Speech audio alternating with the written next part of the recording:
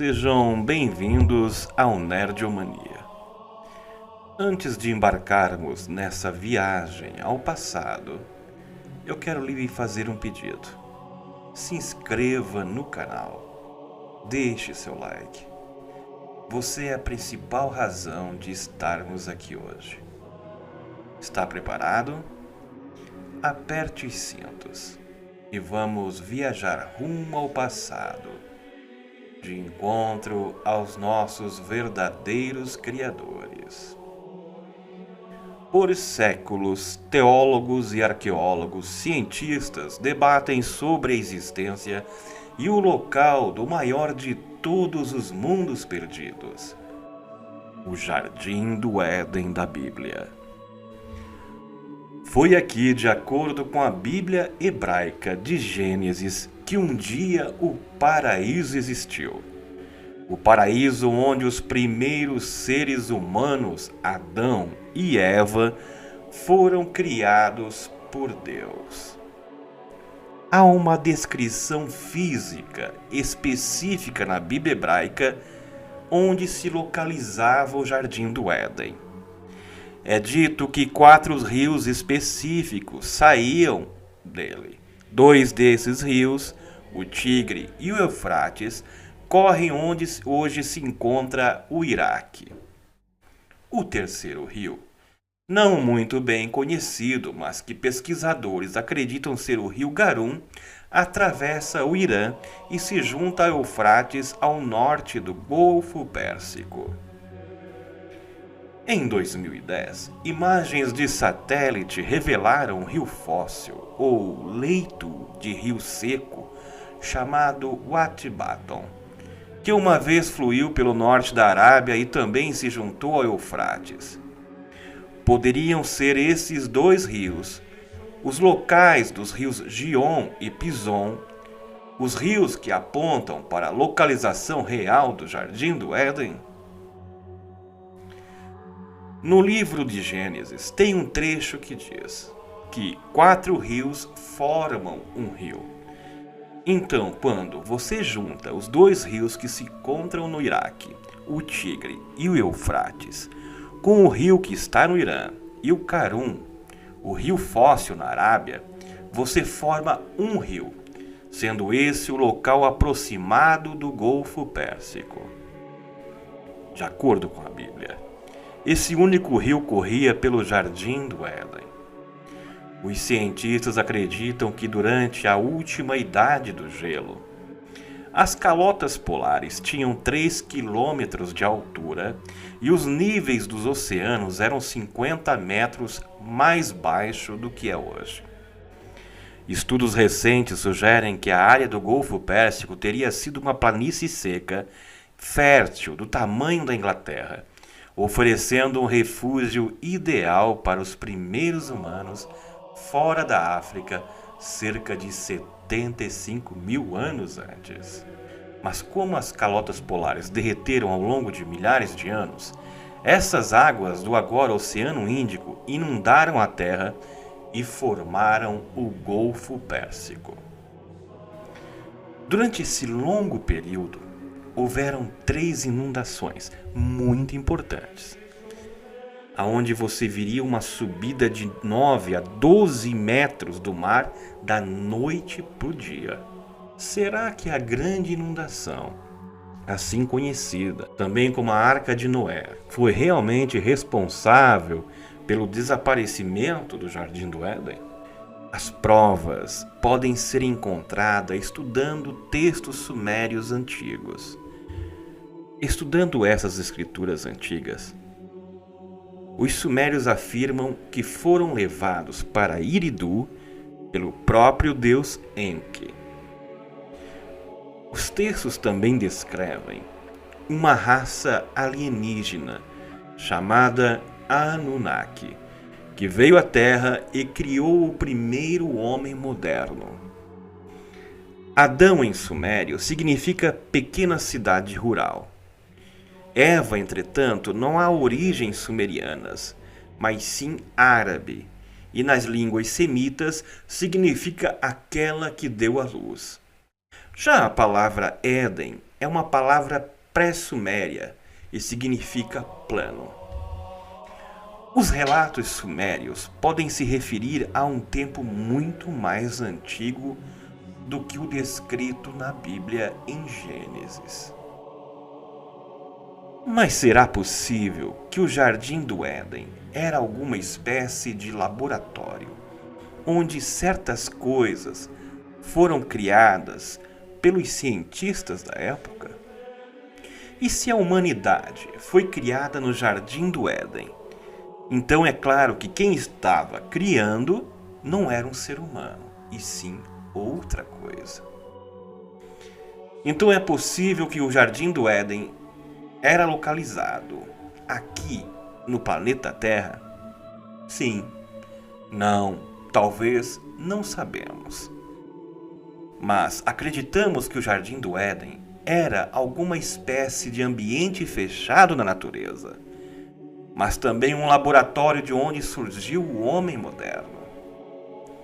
Será que os primeiros seres humanos foram criados por seres extraterrestres, no que é referido na Bíblia como o Jardim do Éden? Se foi assim, as provas sempre existiram nas tábuas cuneiformes usadas pelos sumérios antigos. Os Anunnakis estão entre os seres mais poderosos e misteriosos do mito e da tradição sagrada. Os sumérios os descreveram como humanoides, mas sendo seres que tiveram a capacidade de se transformar ou de mudar para a forma humana. Vieram à Terra em uma missão especial para trazer sabedoria e também para extrair materiais do próprio plano terrestre. Nos textos cuneiformes, os Anunnakis são descritos detalhadamente, incluindo como eles viveram por centenas de anos. Eles tinham um enorme conhecimento, poder sobre o mundo, eles sabiam de tudo. Tinham conhecimento de toda a ciência e de todas as artes. De onde eles tiraram esse conhecimento? De onde eles vieram? Eram, na verdade, extraterrestres? Choropaque, no centro-sul do Iraque, em 1931. Durante uma escavação nessa antiga cidade suméria, os arqueólogos encontraram o que acreditam ser uma prova concreta de uma inundação ocorrida há cerca de 2.900 anos antes de Cristo. De acordo com os relatos da lista real sumeriana, o rei Ziusudra foi o último a governar antes de haver um grande dilúvio sobre a terra.